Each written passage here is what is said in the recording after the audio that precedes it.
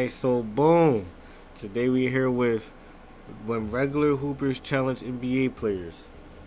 Now, unfortunately, I am a victim of this. I feel like if I step in front of Steph Curry, I feel like I can stop that shit. I feel like I can at least contest. So I just gotta see it. For me, I gotta see that if I'm there, and I gotta see him just bread that shit over me. That's the only way I'm gonna believe that shit for real. Cause I feel like these niggas be, they don't know what they doing for real, guarding that nigga. He be running around all these screens, but let me one-on-one close out. I feel like I could, you know what I'm saying. But let's get right into the video. Y'all like, comment, subscribe. We on the road to 1,000 in this bitch. Get it.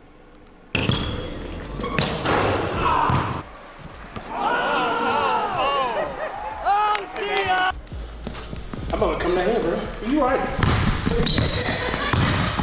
Look at that small cash shit. I'm gonna look out there. As we all know, That's there cool. are I'ma levels clamp to that any shit. sport, and basketball is just no different. A D1 hooper is way better than a regular hooper. An overseas pro, on the other hand, is generally speaking better than a college player. However, an NBA player is leagues above any other hooper out there. This did not stop YouTubers from challenging NBA players to a 1v1 game. Spoiler alert, it did not end well for them. We're gonna kick this video off by looking I've at ever how seen, James Harden beat probably the two a best YouTuber hoopers out beat of an two NBA hype. player. Jesser challenged James Harden to a 1v1 game. Even that with Gilly and what the fuck is that nigga name? Jeff T. Gilly and Jeff T. That nigga cooked the shit out of Gilly. That shit happened to me though. And he did put up a fight. However, it wasn't even close enough. At that time, James Harden played for the Houston Rockets, and he was an absolute beast to say the least. Jesser stood no chance. I mean, the guy's an NBA player. The funny thing about it is that Harden was not even going 10%, probably not even 5%. He was just messing around and just having fun.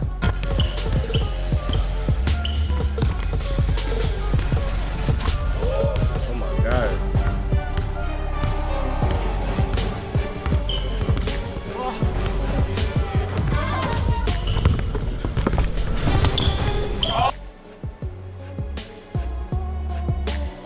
James was not done with 2 Hype yet. He also played against LSK, who at the time was probably the best hooper out of 2 Hype, and one of the best hoopers in the YouTube basketball community. He was an elite D1 hooper who could shoot, drive to the basket, play D. On top of that, he's 6'10", damn near LSK 7 feet tall. 6'10"? Despite all of that, James Harden was not fazed whatsoever, barely even taking the game seriously, letting LSK shoot and overall messing around. LSK ended up doing better than Jesser did. However, once again, it was not close enough to even make James Harden sweat. You want to shoot it?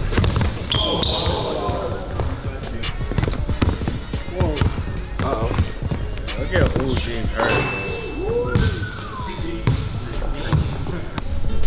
Oh, nobody feared that bird no more. 40? You tired, huh? Yeah, 40 push-ups.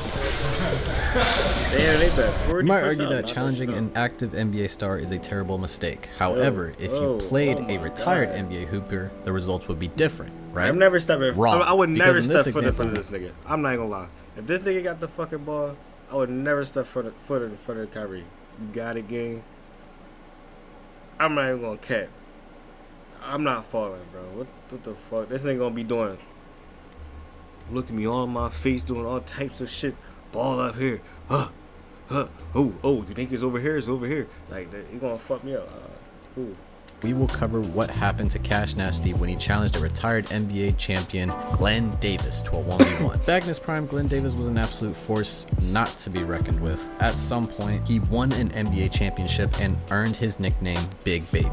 Any NBA player that has big in their name is going to be a massive hooper, and quite literally, Glenn Davis was. This did not scare Cash whatsoever, and props to Cash, he did put up a fight against the retired NBA champion. Mind you, at this time, Glenn Davis was in his mid to late 30s, already retired from the NBA 5 years from now at this point. To say that he bodied Cash physically would be an understatement. Glenn would take it to the rack and score on Cash multiple times. Cash would fight back, and he managed to get the Cash buckets, tried. making the game Cash much more strong as interesting. shit. However, it wasn't enough. Cash stood no chance.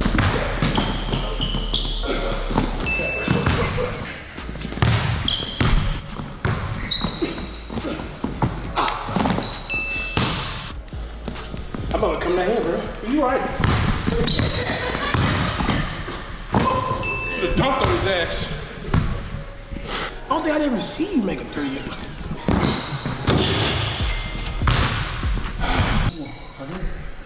You want it right here?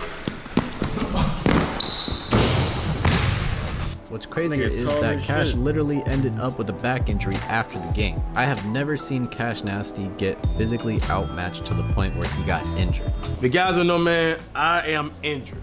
This is probably the worst injury This I've nigga had. pulled a flight reaction. It hurts to take a shit. It hurts to even wash my balls this morning right here, man. Alright? So I've been hurt at the time me and you did shoulder day, remember that? Oh yeah. Yeah, then later on that day, I went to go play Glenn Davis. Remember that?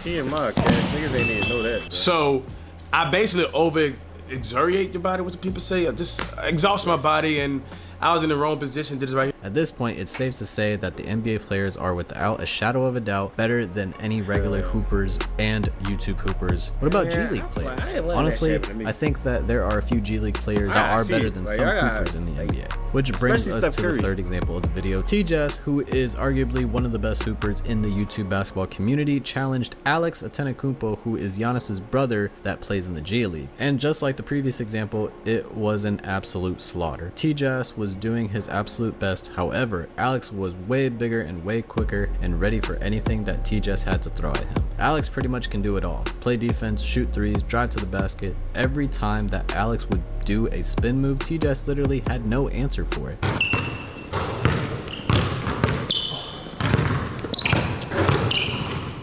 God. That shit not even fair. Who the fuck is this nigga?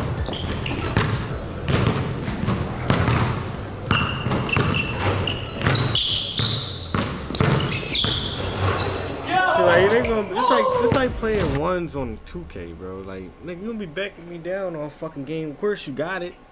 Of course you got it. You got it. Like, the fuck? You fucking almost a foot taller than me, nigga. What the fuck?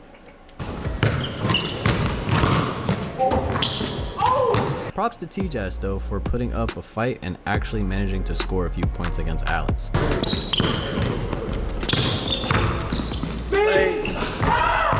However, the prime example of when challenging an NBA player goes wrong is when Cody challenged none other than Luka Doncic to a 1v1 game. Yeah, I don't fucking I ain't gonna lie, I've never seen the other dude play ball, Hey, look at Flake, man. so I'm probably gonna go with Luka.